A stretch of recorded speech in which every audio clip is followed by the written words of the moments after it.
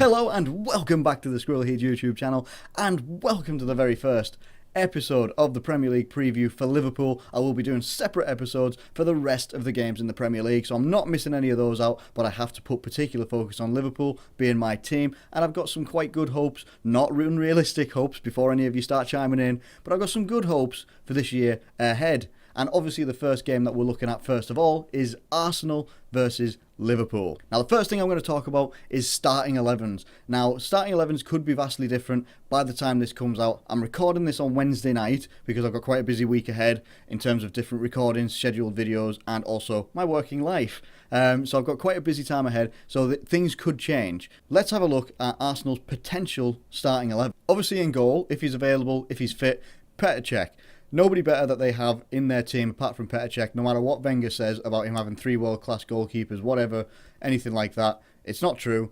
He's got Petr Cech, and if he's got him, he'll use him. Defence. Now, defence, from what I'm seeing on what I saw on Sky Sports News, on what I saw on the Sky Sports app, is that they actually have no senior centre-backs available, fit, or anything like that. Apparently, Koscielny still hasn't reported back to training from Euro commitments and everything like that.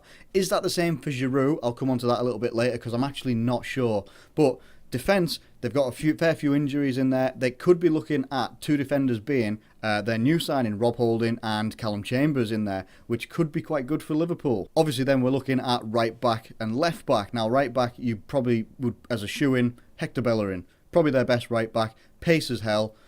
That's probably where they'll go.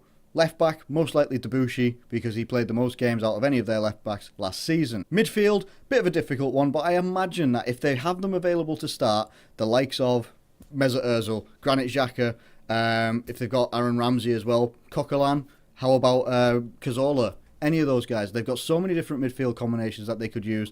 They could really, that's where their talent depth is in that midfield. They could put so many different players in there. But for me, I think if we're going to go with a midfield, then I'm just looking at who I've got as potential lineups there. I think you've got to go with Mesut Ozil. You have to. The assist master for that team right up until January.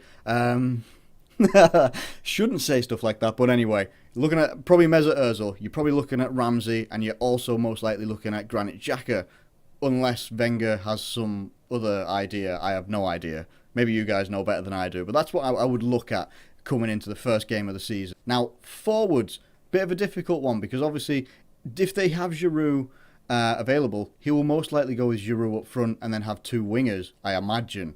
But who knows exactly what could happen with this team. Wenger sometimes pulls a few weird selections out of his hat, so he does pull out some weird selections. It's like going back to Brendan Rodgers for us. He pulls some weird ones out of the hat. I have no idea what ever goes on there. But if he hasn't, Walcott's saying he wants to be played up front. Wenger's saying he wants to be played out wide. If they don't have Giroud fit and ready to play, you have to play Walcott through the middle. You could do it with Sanchez, but Sanchez, as much as he tries to do everything, and he shouldn't be having to try and do everything.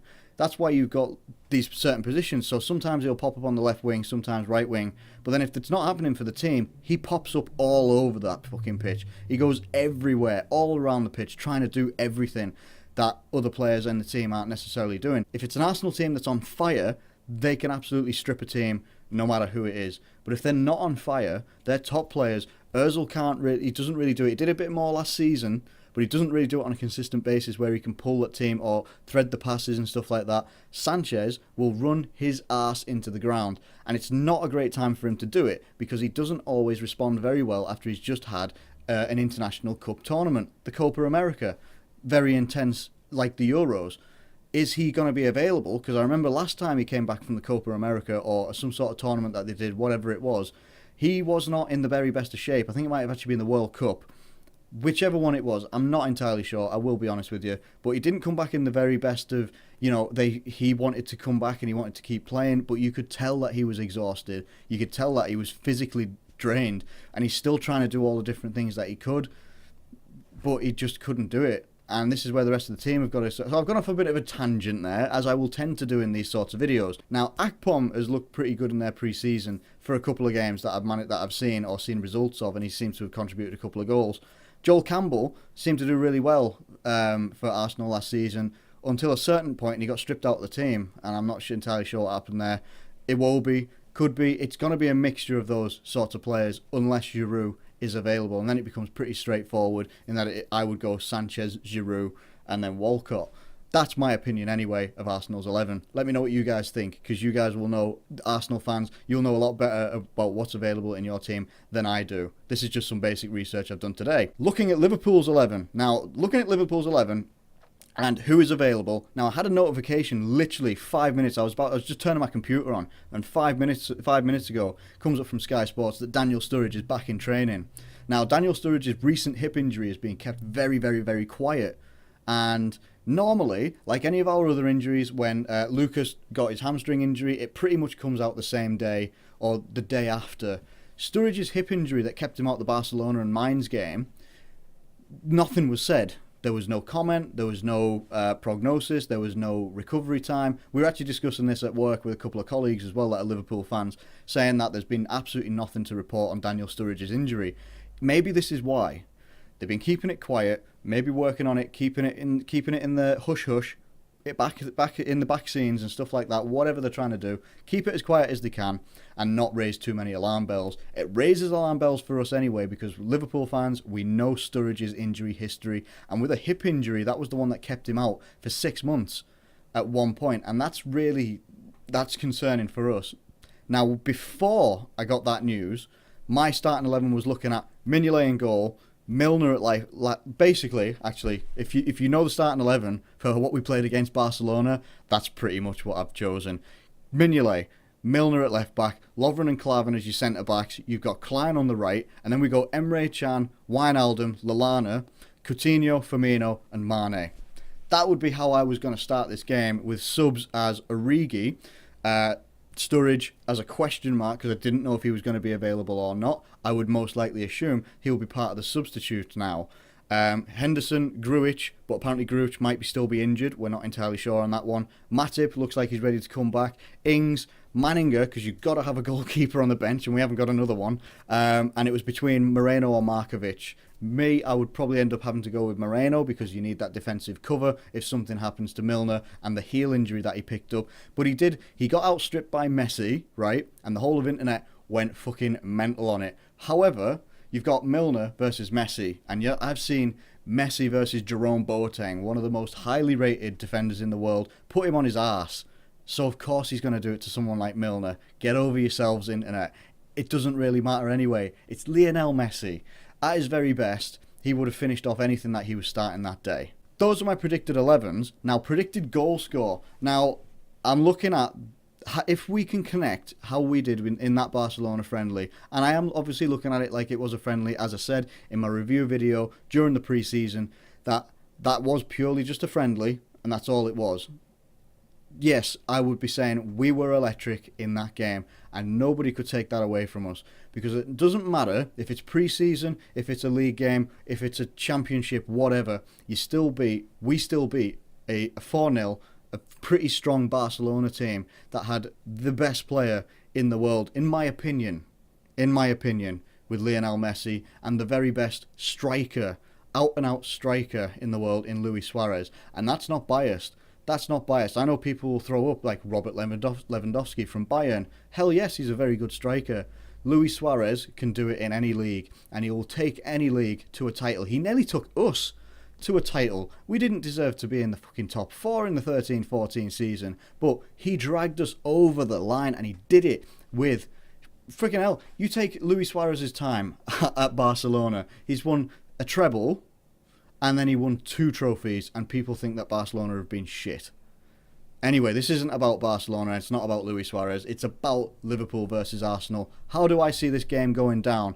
I see it going down, if we go with that similar sort of selection and we've got those players available, I see it going, us playing how we did against Barcelona, making those pressing triggers count. Like if they lose the ball, we dive on it and we try and make the best of those situations, but defend solidly. Klavan has actually been pretty damn good. Apart from his first game he came in, he has been pretty damn good for us, and a good partnership with Lovren as well. And we're going to need that partnership to flourish, because we haven't got Sacco coming back until September. We haven't got Joe Gomez coming back until September. We haven't got, I don't know who else. Matip has obviously come back. He could come into the team depending on how he's trained this week, but I would probably give it maybe another week after that. See these guys. This would be my settled starting 11 going against Arsenal.